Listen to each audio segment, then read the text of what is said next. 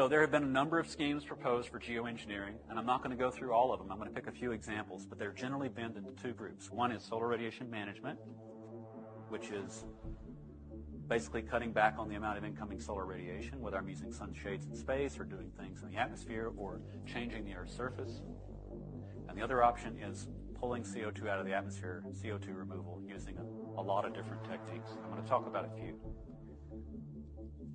So, method one for reducing the amount of sunlight hitting the Earth is called stratospheric aerosol injection. What does that mean? Well, scientists pay attention to what happens in the natural environment.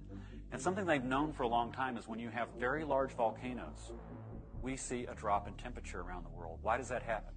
Well, very big volcanoes like Mount Pinatubo that erupted in the Philippines several times, but in 1991, it lofted so much stuff into the stratosphere in the form of aerosols, sulfur dioxide, that you actually get a haze. This dark layer here is an after photo. Here's a before photo looking in the atmosphere. Here's an after.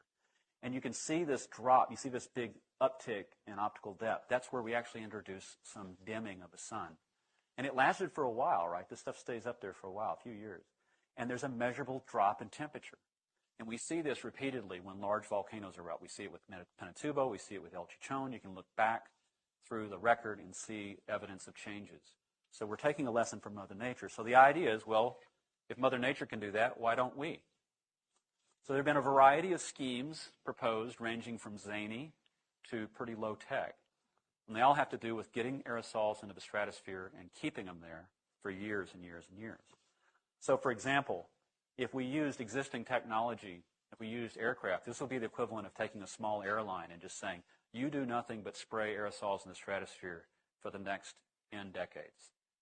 So think about how much that costs. Buy your own airline and do nothing but spray this stuff into the stratosphere.